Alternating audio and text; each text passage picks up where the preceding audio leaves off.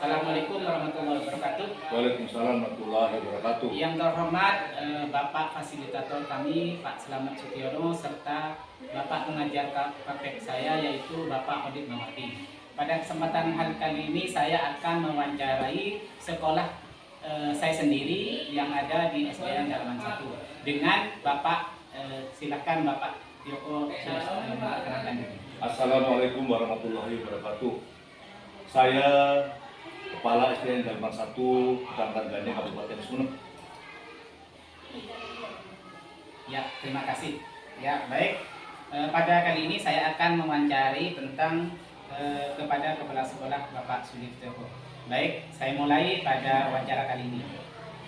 Selamat pagi Pak Yoko. Pagi juga. Ya, terima kasih Bapak Kepala Sekolah telah memberikan saya kesempatan untuk berbincang-bincang sedikit tentang kondisi sekolah ataupun hal-hal yang berhubungan dengan keadaan di sekolah. Jadi ada beberapa pertanyaan yang saya akan tanyakan kepada Bapak Yoko untuk bisa menjawab semampu Bapak Yoko yang bisa. Pertama, selama ini bagaimana Bapak bisa saya ulangi, mungkin dari selama menjadi kepala sekolah Bapak mempunyai suatu masalah ataupun permasalahan yang urgen yang pernah Bapak alami. Yang namanya kegiatan pembelajaran di sekolah tidak lepas dengan masalah. Ya. Di guru ada, di siswa ada. Di siswa banyak sekali, walaupun tidak banyak, ada beberapa siswa saya yang menurut kami adalah jadi masalah yang perlu mendapatkan penanganan. Di antaranya adalah anak yang sering tidak masuk sekolah karena memang notabene di wilayah kami adalah daerah pedesaan yang mana orang tuanya kadang-kadang tidak sempat mengurus putranya, sehingga ini jadi masalah kami di sekolah dan siswa. Tentang guru, alhamdulillah kalau guru mayoritas sudah aktif masalah tugas, hanya masalahnya kecil saja. Guru-guru kadang-kadang izin di saat-saat jam pembelajaran. Yang pertama karena keluarganya yang sakit, sehingga hal ini menjadikan dilema juga dan perlu mendapatkan perhatian khusus di sekolah. Ya, dari kasus-kasus yang Bapak pernah alami, mungkin ada kasus yang sangat dikasih contoh kasus yang misalkan kasus yang bersifat dilema dalam arti sebagai kepala sekolah mengalami dilema etika atau butuh bagaimana kepala sekolah mengambil keputusan terutama di mana ada dua kepentingan yang sama-sama benar atau sama-sama menunjuk kebajikan. Ya, kami sebagai pimpinan sekolah tentunya kami harus melihat sikon seperti apa kita mengkondisikan masalah tersebut. Kita coba untuk mencari pemecahannya. Kita hadirkan di ruang kami guru yang kami maksud untuk diberikan penjelasan agar mereka lebih mengutamakan dinas. Bisa memang dinas ditinggalkan kalau memang keadaannya penting, sangat sekali untuk tidak bisa dihindari, sehingga tetap saya izinkan. Seperti itu. Jadi langkah-langkah ataupun prosedur yang biasa Bapak lakukan selama ini itu apa kira-kira? Ya, yang jelas guru saya berikan pengertian. Guru harus benar-benar sadar akan tugasnya, tupoksinya sebagai guru, sehingga di jam-jam efektif guru tidak meninggalkan tugas intinya. Karena kalau tugas intinya terganggu, otomatis siswa yang jadi korbannya. Oleh karena itu kami sebagai penanggung jawab di sekolah selalu mengantisipasi seperti apa kinerja guru semua. Begitu juga untuk siswa. Mungkin dari permasalahan yang ada, Pak Yoko bisa menjelaskan salah satu contoh kasus yang sifatnya bersifat dilema. Misalkan apa kasus itu sehingga Pak Yoko punya langkah yang efektif untuk mengambil keputusan. Kalau masalah dilema saya kira tidak sampai ke sana, karena terus terang saja kami sangat perhatian akan keadaan ini. Intinya, kalaupun guru menghadapi masalah yang jelas akan terganggu proses pembelajaran dalam kelas. Oleh karena itu, alhamdulillah selama ini kendala-kendala yang sangat dilema tidak kami dapati. Tapi seperti yang saya katakan tadi, semuanya itu adalah menjadikan masalah bagi kami yang mana harus dicari solusinya. Dan alhamdulillah dengan cara itu guru kita panggil, kita berikan pengertian agar kasus-kasus yang menjadikan masalah itu mendapatkan solusi. Dari kasus ataupun permasalahan tersebut, Pak Yoko, apakah Bapak itu ada sebuah tantangan selama ini yang bisa menghambat dari pengambilan keputusan di sekolah? Ya jelas ada. Masalahnya kami sudah mengupayakan sedemikian rupa agar hendaknya masalah itu bisa diselesaikan. Tapi kadang-kadang kalau sudah kena, atau saya katakan tadi, kalau sudah masalahnya masalah keluarga, anak terutama sudah sakit, mau tidak mau guru itu harus meninggalkan tugas. Sehingga keputusan kami mencari solusi guru GTT kita tarik untuk menggantikan guru yang bertugas dalam kelas, sehingga dalam hal ini siswa tidak dirugikan. Jadi dalam arti apabila ada sebuah kasus, apakah di sekolah langsung diselesaikan di tempat tersebut atau ada jadwal untuk bisa menyelesaikan sebuah kasus? Yang jelas setiap permasalahan kami harus segera mencari solusinya dan harus terpecahkan. Jangan sampai tertunda, karena kita sadar bahwa hari ini tidak sama dengan hari esok. Jadi hari ini harus segera ditangani supaya hari esok berjalan dengan sesuai dengan rencana. Apakah dalam menyelesaikan kasus itu selain tantangan, apakah juga ada faktor yang mempermudah atau membantu kepala sekolah dalam mengambil keputusan di dalam dilema tersebut?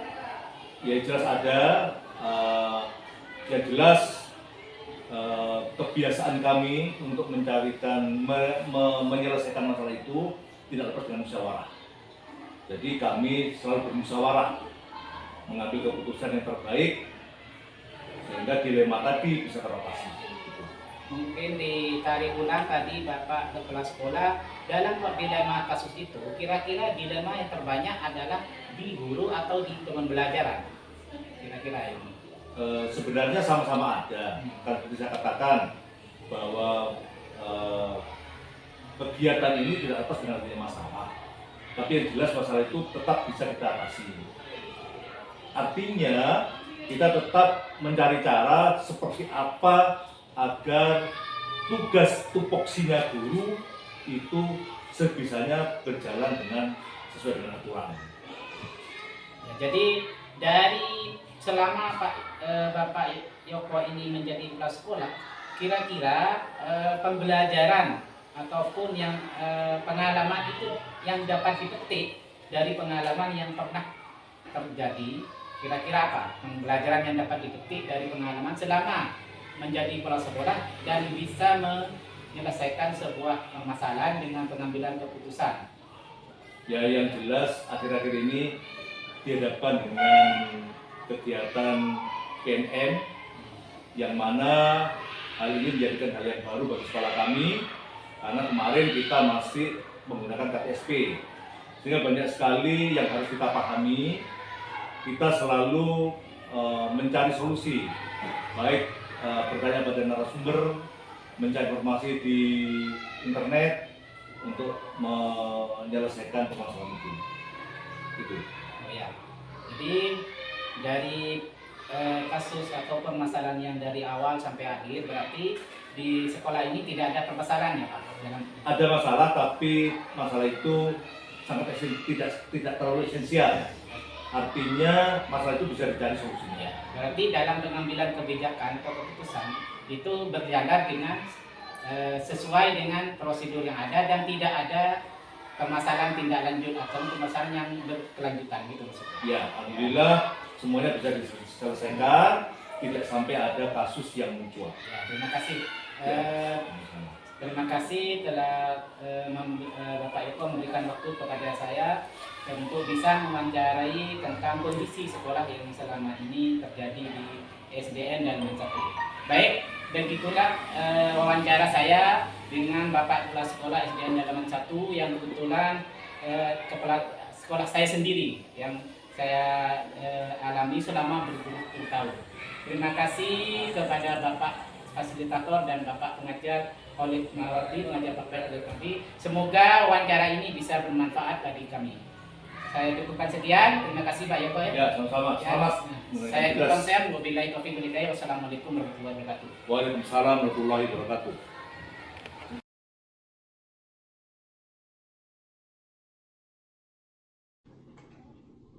Assalamualaikum warahmatullahi wabarakatuh. Waalaikumsalam warahmatullahi wabarakatuh.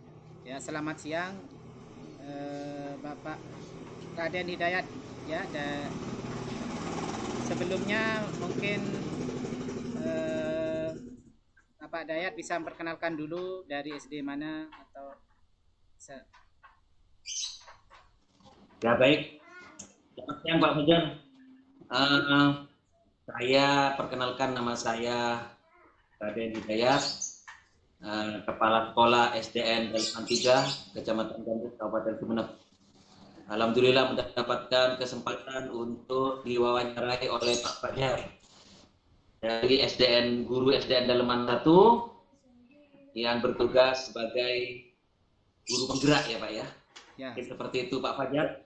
Ya, terima kasih Bapak Dayat. Perlu diketahui bahwa saya ada tugas dari kegiatan CGP pada siang hari ini. Sebelumnya saya minta maaf mungkin mengganggu Bapak ya, karena ini ada acara-acara siang karena ya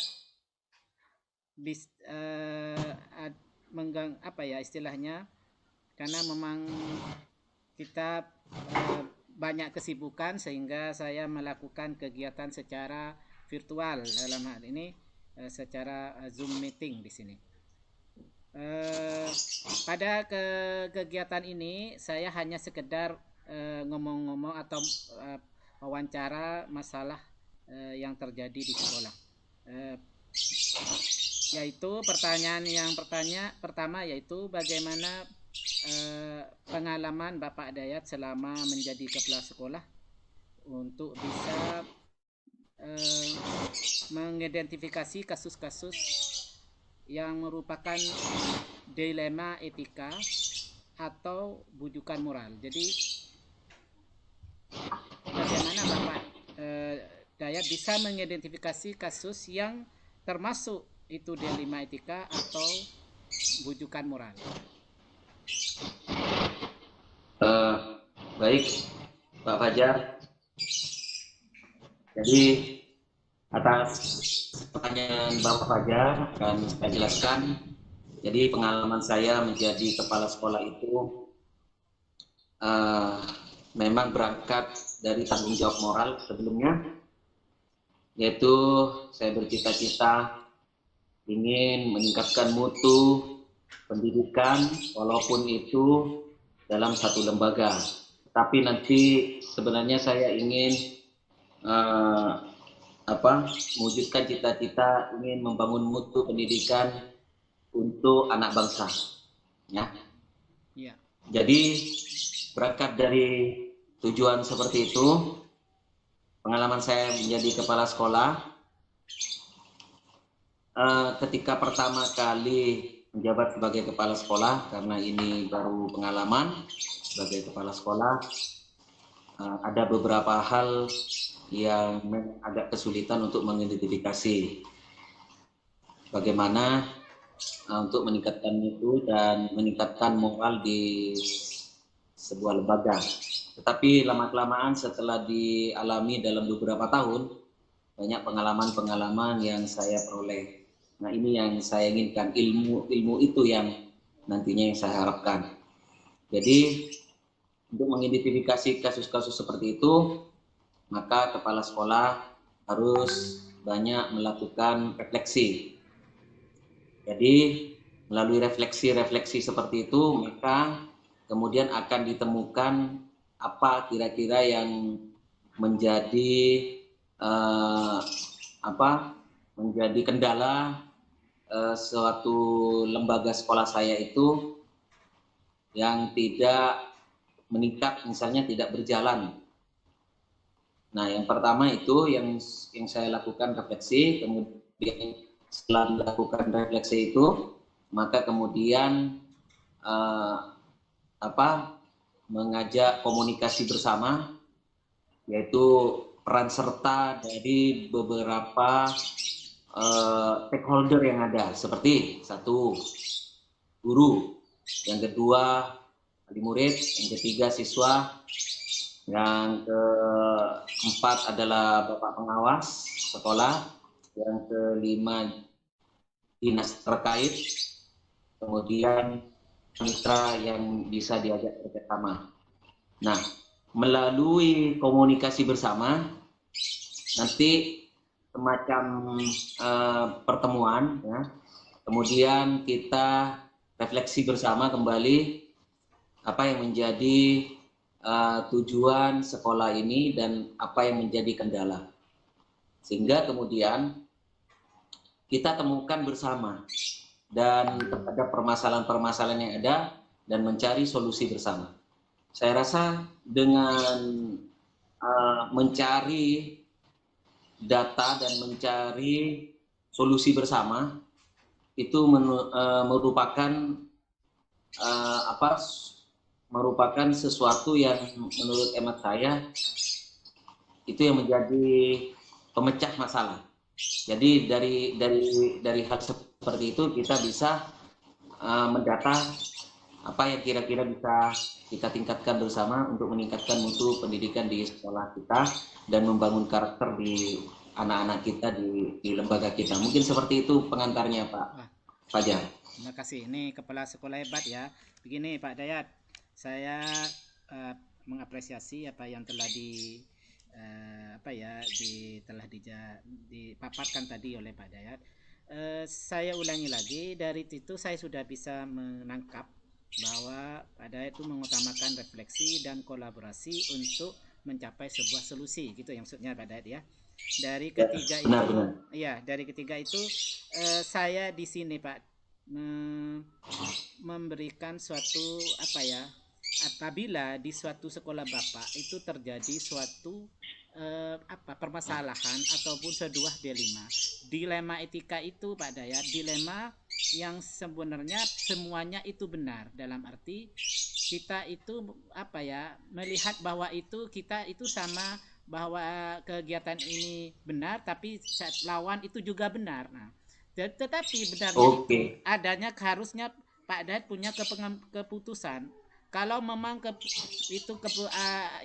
dilema itu yang satu benar dan juga yang itu salah, mungkin gampang lah itu salah, kita menyampingkan yang salah. Yang bermasalah adalah yang benar sama benar. Kalau benar sama salah itu masuk bujukan moral. Nah, sekarang yang dilema etika itu adalah posisinya benar lawan benar. Nah, sehingga kepala sekolah harus memberikan keputusan. Nah, bagaimana menjalankan keputusan tersebut? Oke. Ya, baik Pak Fajar. Jadi, menurut hemat saya dari beberapa pengalaman yang saya lakukan, itu ada beberapa karakter yang dimiliki oleh kepala sekolah dan saya pelajari itu.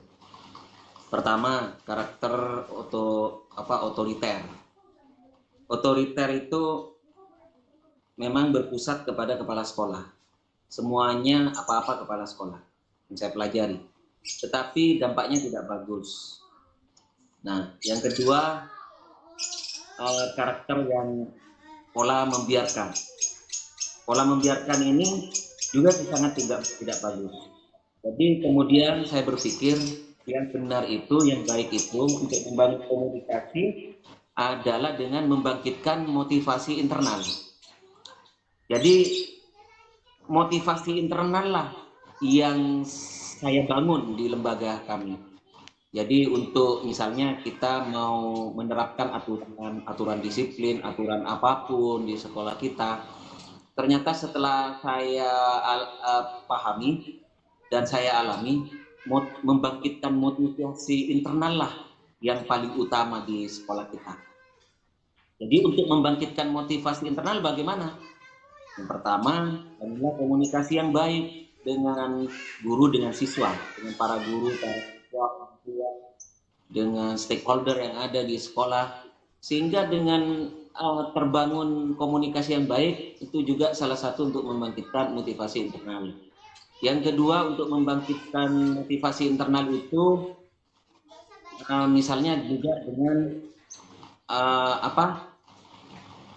dimintai sumbang saran terhadap kebutuhan dari guru, kebutuhan para siswa, kebutuhan para wali murid. Nah, dengan kita memanage semua kebutuhan itu, maka para guru atau para siswa atau wali murid itu merasa eksistensinya merasa diakui. Sehingga ketika mereka eksistensinya merasa diakui dan kita membangun bersama komunikasi apa yang dibutuhkan oleh para wali murid, para siswa dan guru atau stakeholder yang ada, maka kemudian terbangkitlah motivasi internal. Nah, ketika motivasi internal itu bangkit, otomatis mereka akan terbangun untuk terbangun moralnya, terbangun karakternya untuk mentaati segala aturan yang ada di sekolah. Contohnya seperti itu, Pak Fajar. Sehingga menurut hemat saya, yang perlu kita utamakan itu membangun motivasi internal dulu. Seperti itu, Pak Fajar. Ya, baik. Inilah yang perlu saya akui jempol, dalam arti inilah perlunya kita wawancara, berkomunikasi dengan sekolah penggerak ini. Dalam arti kami sebagai guru penggerak saling memberi masukan dan menerima dari Pak Dayat. Dari yang saya tangkap tadi, karena saya selalu seperti itu Pak Dayat, makanya menangkap dulu apa yang dari Pak Dayat ungkapkan tadi. Saya menangkap sesuatu yang sangat hebat, karena dari pernah saya alami juga di sini Pak Dayat itu ada 3 prinsip Pak di dalam sebuah kebijakan yang saya kajar di CGP ini. Di dalam prinsip itu ada prinsip based rule based thinking, dalam arti kita berpikir peraturan, dalam arti rule based thinking ya. Ada di situ kita juga berpikir nilai akhir, end based thinking. Jadi dan juga kita karena kita adalah juga karena kepedulian. Kita berpikir karena kepedulian. Di sini kayaknya Pak Dayat sudah mengutamakan motivasi intrinsik. Jadi dalam hal ini saya lebih condong ke ini berpikir ke apa istilahnya ke kepedulian, nilai kepedulian itu. Ya, di situ karena ada 3 prinsip di dalam suatu kebijakan. Nah, sangat di situ langkah-langkahnya sudah jelas. Di Pak Dayat itu ada yang bersifat otoriter tadi, dalam arti itu merupakan bersifat aturan. Jadi kalau kita berdasarkan aturan, nah kita suka berpikir seperti itu ya Pak Dayat. Wah ini aturan, tidak boleh kan gitu. Dan juga kalau kita juga berpikir yang prinsip kedua, yaitu bersifat karena hasil. Nah, nanti kalau seperti ini nanti hasilnya apa? Nah, nanti sehingga itu juga merupakan suatu keputusan yang diinginkan adalah inginnya itu nilai akhir. Jadi condong ke akhir nanti yang diinginkan. Jadi yang ketiga karena itu kepedulian. Nah, salah satu yang dari itu langkah-langkah atau prosedur yang telah Pak Dayat lakukan itu ada 3 yang menurut saya. Di situ yang mengutamakan dari 3 langkah itu diutamakan adalah motivasi intrinsik dari semua pihak di situ ya, terutama dari pihak sekolah ataupun di wali murid di situ. Nah sekarang dari itu Pak Dayat sudah memilih kayaknya, karena pertanyaan selanjutnya sudah dijawab ini. Di sini pertanyaannya gini, apa saja yang selama ini yang dianggap efektif dalam pengambilan keputusan apabila ada itu kasus-kasus yang bersifat dilema etika, dalam arti sama-sama benar gitu. Misalkan atau mungkin gini, pada mungkin pernah ada kasus yang bisa diceritakan atau gimana? Sehingga itu gini. Ya. Kasus di sekolah saya itu maklum. Sekolah saya itu sekolah di pedesaan. Motivasi orang tua untuk pendidikan memang agak kurang, karena di pedesaan itu kiai sentris, artinya ketokohan yang diutamakan, fanatisme agama yang diutamakan. Jadi untuk sekolah itu nomor 2, dinomorduakan. Yang utama itu adalah fanatisme agama. Padahal di sekolah kita membangun karakter yang luar biasa.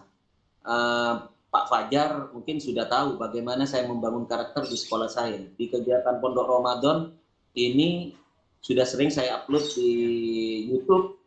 Di YouTube saya itu kegiatan Pondok Ramadan. Bagaimana saya membangun karakter anak-anak, terutama di pola karakterisasi ketuhanan.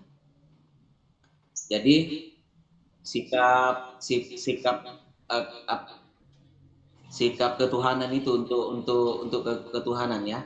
Jadi bagaimana saya membangun itu. Nah, tetapi karena sudah terkristalisasi ya, untuk mengubah paradigma masyarakat terhadap kepedulian terhadap pendidikan di lembaga sekolah SD itu memang sulit untuk dilakukan. Tetapi saya terus berusaha meyakinkan kepada penduduk, yang meyakinkan kepada wali murid bagaimana sekolah itu lebih peduli terhadap agama, terutama agama Islam, karakternya. Nah, salah satunya adalah kendalanya siswa itu kadang tidak masuk sekolah. Setelah saya teliti, ternyata ya memang dari itu faktor kepedulian orang tua untuk menyuruh anaknya sekolah kalau tidak sekolah. Anak-anak dibiarkan bermain. Nah, kemudian faktor yang kedua, faktor ekonomi. Adanya kasus COVID-19 itu berpengaruh terhadap ekonomi wali murid kita, sehingga ketika anak tidak bersekolah karena tidak punya uang saku ya, jadi tidak punya uang saku untuk ke sekolah. Nah, bagaimana cara saya untuk mengatasi seperti ini? Yang pertama, saya lakukan pendekatan terhadap wali murid itu untuk membangun kesadaran bahwa pentingnya akan sekolah di tempat kita. Yang kedua, saya selalu mengajak kepada guru-guru untuk membuat proses belajar mengajar di sekolah itu lebih inovatif. Artinya pembelajaran itu tidak hanya menonton. Kalau hanya menonton, maka anak-anak kita itu tidak termotivasi untuk belajar. Tetapi manakala proses pembelajaran di sekolah itu lebih inovatif, maka kemudian anak-anak kita saya yakin akan senang untuk bersekolah. Itu yang saya lakukan. Alhamdulillah ada perubahan yang cukup signifikan. Jadi untuk membangun dilema-dilema seperti itu, Pak Fajar, saya lebih memilih kepada membangun disiplin positif, membangun motivasi internal, daripada menggunakan aturan, daripada menggunakan konsekuensi. Jadi kalau aturan itu kan otoriter, ya, dampaknya tidak hanya motivasi eksternal. Yang kedua konsekuensi, artinya hasil atau berbasis data. Itu saya rasa tidak motivasi hanya sementara juga itu. Menggunakan stimulus respon, misalnya hukuman dan hadiah. Itu kurang efektif juga, hanya bersifat sementara. Nah, tetapi kalau kita menggunakan cara yang ketiga ini dengan menggunakan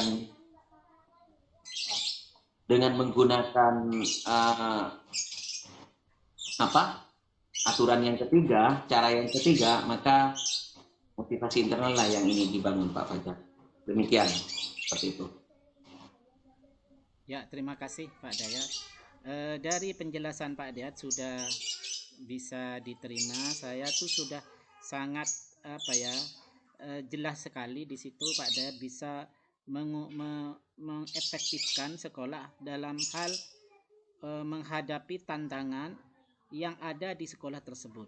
Di situ tantangan Pak Dayat saya baca tadi, di situ ada di mana di lingkungan Pak Dayat itu lebih mengutamakan sekolah-sekolah yang berbasis agama, sehingga itu berdampak kepada siswa yang sering tidak masuk karena lebih mengutamakan sekolah keagamaan. Ya, di situ saya ulangi Pak Dayat.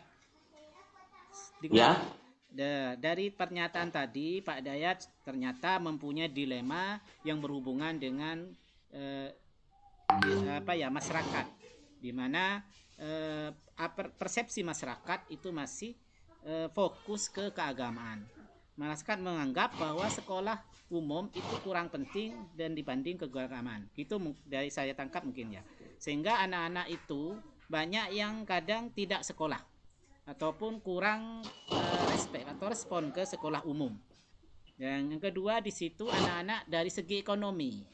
Anak-anak di situ karena anak orangnya faktornya karena kenapa anak-anak itu kurang begitu ke sekolah begitu sering tidak masuk karena ekonomi orang tua yang tidak anak-anak itu kurang perhatian dari orang tua karena segi ekonomi gitu ya. Nah, langkah-langkah dari Pak Dayat tadi saya ternyata Pak Dayat sudah bisa menerapkan di situ motivasi intrinsik, terus di situ Pak Dayat tadi mengutamakan budaya positif, dan juga yang ketiga memberikan menerapkan supaya kegiatan di sekolah pembelajaran bersifat inovatif untuk bisa menarik masyarakat percaya kepada sekolah yang dipimpin oleh Pak Dayat. Apakah di situ ada jadwal Pak ataupun suatu prosedur tertentu untuk bisa mengambil keputusan tersebut? Apa langsung diselesaikan dalam waktu tertentu atau gimana? Artinya itu secara bertahap Pak Bertahap ya. Jadi kita pertama lakukanlah refleksi ya. Pertama selalu melakukan refleksi, itu penting. Pertama refleksi diri. Selaku saya sebagai kepala sekolah, tahapannya yang pertama melakukan refleksi diri. Ketika melakukan refleksi diri, maka akan ditemukan setelah ditemukan sumber masalah karena kita adalah bekerja dalam tim, otomatis bagaimana menggerakkan stakeholder yang ada. Stakeholder itu yang perlu digerakkan. Makanya kemudian yang pertama kita rapat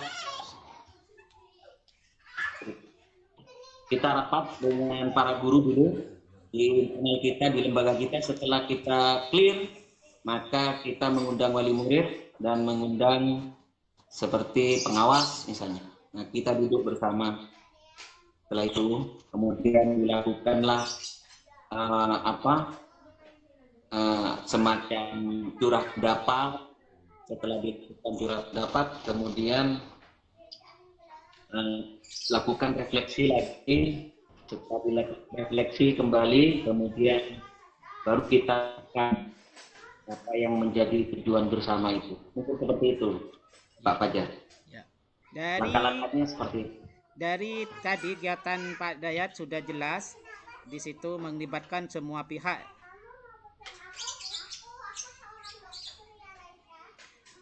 Jadi sudah jelas Pak Dayat ya, melibatkan semua pihak, melakukan refleksi untuk bisa menjawab dari dilema yang telah dihadapi di sekolah Bapak.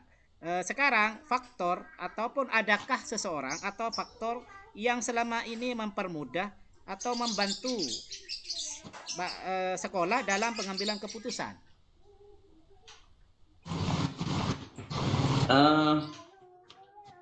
Dalam mengambil keputusan, saya rasa semua atau stakeholder, terutama guru. Dari guru itulah yang banyak membantu saya. Kemudian yang kedua dari wali murid, dan yang ketiga dari pengawas. Seperti itu Pak Fajar urutannya. Jadi dari guru dulu, setelah guru kemudian wali murid, setelah itu Bapak pengawas. Saya itu yang banyak bantu. Ya, bagus, terima kasih. Nah, di perpanjangan ini tentunya ada sesuatu yang banyak saya ambil ya, hikmah dari pembicaraan hari ini. Nah, sekarang saya tanya, mungkin dari semua yang telah disampaikan itu, apa yang dapat dipetik dari pengambilan keputusan oleh Bapak Dayat? Ya, yang bisa saya petik adalah yang pertama, yang utama, bangunlah budaya positif. Dalam manage sebuah tempat, unsur membangun budaya positif itu penting. Karena dengan budaya positif itulah maka semua stakeholder akan tergerak. Karena sudah terbangun motivasi internal dari kebutuhannya, kemudian kita manage, jadilah motivasi internal. Kalau sudah motivasi internal pasti akan lanjut Fajar, sehingga kita akan lebih mudah membangun lembaga kita untuk membangun mutu pendidikan kita di lembaga kita. Jadi itu yang saya garis bawahi, bangunlah budaya positif ya, untuk membangkitkan. Ini seperti itu Pak Fajar. Ya, terima kasih Pak Dayat. Saya sangat konsen mengapresiasi dari jawaban Pak Dayat tadi. Ini benar-benar sekolah Pak Dayat pantaslah dikatakan sekolah penggerak karena sudah bisa menerapkan sekolah merdeka, di mana di situ sudah ada budaya positif. Tadi saya lihat sudah ada refleksi. Nah, ini perlu dicontoh oleh sekolah lain. Jadi saya sebagai guru penggerak terima kasih bisa bertemu, bisa wawancara kepada kepala sekolah penggerak di Kecamatan Ganding ya, di SDN Dalaman 3. Saya minta maaf apabila ada kesalahan dari kegiatan wawancara ini. Bukan maksud saya mengorek ke dalam tentang sekolah, tetapi ini adalah tugas kami sebagai guru penggerak untuk bisa mengetahui langkah-langkah di sebuah sekolah dalam pengambilan sebuah keputusan. Terima kasih, ini pengalaman baru bagi saya bisa bertemu dengan orang-orang hebat seperti Pak Dayat. Saya cukupkan sekian ya Pak Dayat ya. Sama-sama. Ya, saya cukupkan sekian. Wabillahi taufiq wal hidayah. Wassalamualaikum warahmatullahi wabarakatuh. Waalaikumsalam warahmatullahi wabarakatuh.